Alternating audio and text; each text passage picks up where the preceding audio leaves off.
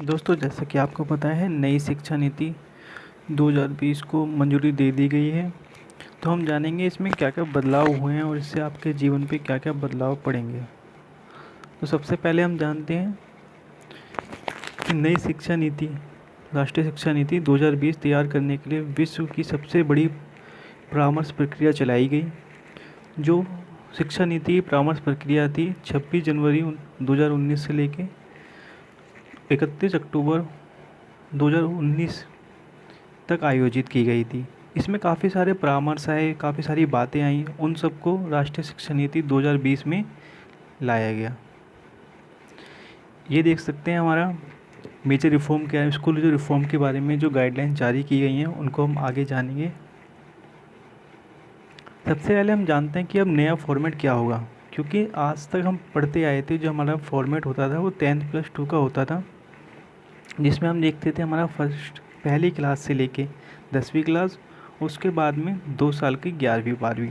लेकिन वही फॉर्मेट अब पूरी तरह चेंज कर बदलाव कर दिया गया है। उसमें क्या होता है, जो पहले हमारा 10+2 का आप भी शिक्षा की जो भी फॉर्म वगैरह भरते थे या कुछ भी जो स्टूडेंट थे वो शिक्षा प्रक्रिया को 10+2 के नाम से ही जानते थे, लेकिन अब उसमें काफ़ी बदलाव आ चुके हैं।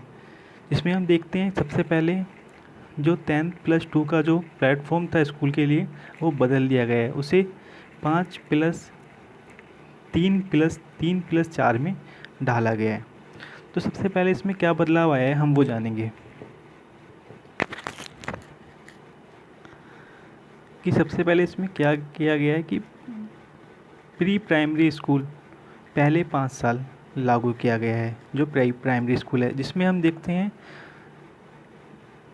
एक तो प्री प्राइमरी स्कूल जो पहले 3 साल और फिर पहली क्लास और दूसरी क्लास को 5 साल को जोड़ के प्री प्राइमरी स्कूल को माना गया है। जिसमें हम देखते हैं प्री प्राइमरी स्कूल हमारा देखते हैं प्री प्राइमरी स्कूल 3 साल का, उसके बाद में कक्षा 1 और कक्षा 2 को इस 5 साल में जोड़ा गया है जो पहले नंबर पे आता है। उसके बाद हम देखते हैं जो दूसरा नंबर हमारा जो आएगा, जो 5 के प्लस के जो तीसरा हमारा सेकेंड नंबर है स्टेज है हमारा, वो है हमारा 3 साल का।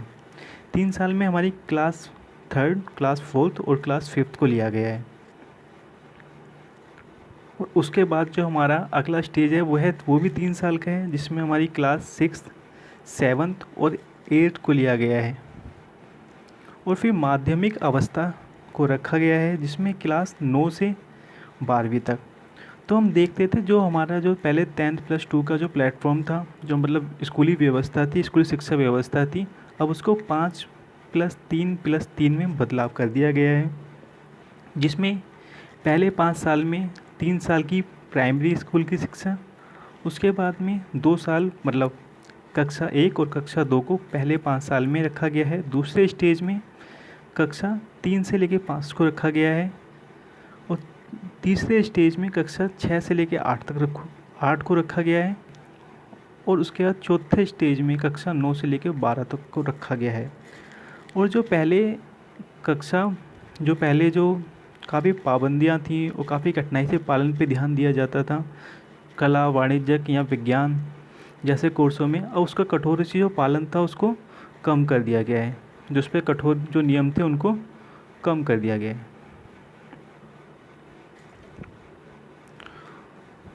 उसके बाद हम देखते हैं उच्च शिक्षा में क्या बदलाव हुए।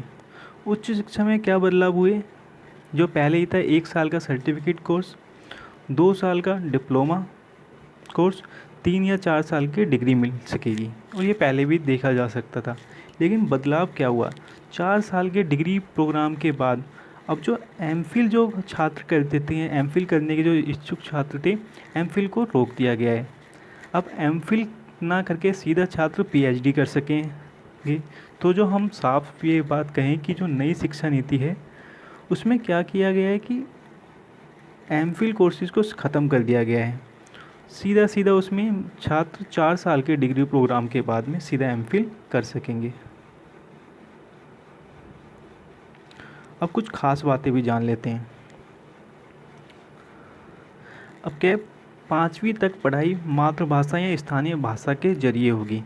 मतलब ये गाइडलाइंस जारी की गई हैं कि जो 5वीं तक की जो शिक्षा है वो मातृभाषा में या स्थानीय भाषा में दी जाएगी। और जो वोकेशनल कोर्सेज होते थे, वोकेशनल एजुकेशन थी जो शुरुआत काफ़ी बाद में होती थी, अब उसको छात्र क्लास 6 के बाद ही चालू कर सकते हैं। और जो नई शिक्षा नीति में एक बात ये भी की गई है कि यूनिवर्सिटी और उच्च शिक्षण संस्थानों में प्रवेश के लिए एक कॉमन एंट्रेंस एग्ज़ाम होगा। जो पहले अलग अलग हुआ करते थे अब वो सिर्फ कॉमन होगा, लेकिन लीगल और मेडिकल कॉलेज को छोड़कर उच्च शिक्षा संस्थानों के संचालन का एकल नियामक होगा। जो मतलब एकल नियामक जो रूल हैं वो लीगल और मेडिकल कोर्सेज को छोड़कर हैं।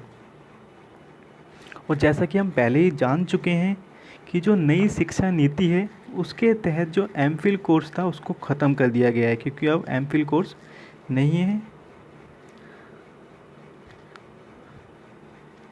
और यहाँ तो अब सरकारी विद्यालय हो या फिर निजी विद्यालय हो, सभी के लिए जो मापदंड होंगे वो एकदम समान होंगे। नई शिक्षा नीति में ये बात साफ कर दी गई है कि चाहे विद्यालय सरकारी हो चाहे प्राइवेट हो, दोनों के लिए जो शिक्षा नियम होंगे वो क्या होंगे, समान होंगे, समान मापदंड होंगे।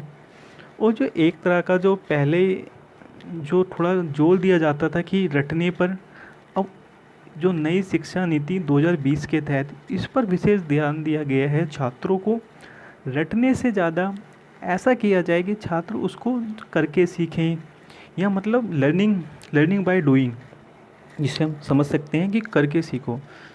समूह के द्वारा, बहुत सारे परीक्षण के द्वारा, मतलब कैसे भी कि खुद करके सीखो। चीज़ों को रटने पे कम ध्यान दिया गया, उसको कम करने की बात की गई है। और जैसा कि हम देखते हैं कोविड-19 में हम देखा गया कि स्कूली शिक्षा काफ़ी प्रभावित हुई थी,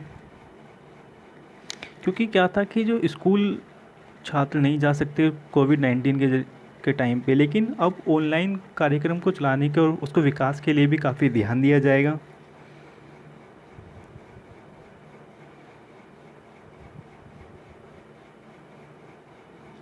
और ये उच्च शिक्षा के लिए बनाए गए सभी तरह के डीम्स और संबंधित विश्वविद्यालयों को सिर्फ अब एक विश्वविद्यालय के रूप में ही जाना जाएगा।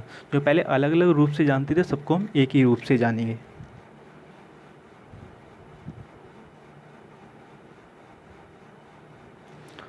तो दोस्तों, अगर आपको ये वीडियो अच्छी लगी है तो हमारे चैनल केडी स्टडी मंत्रा को सब्सक्राइब करें, लाइक करें और ज़्यादा से ज़्यादा शेयर करें, जिससे सब लोग इस बारे में जान सकें। जिन छात्रों को ये जानकारी नहीं पहुंच पा रही उन छात्रों को भी ये जानकारी पहुंच पाए। Thank you.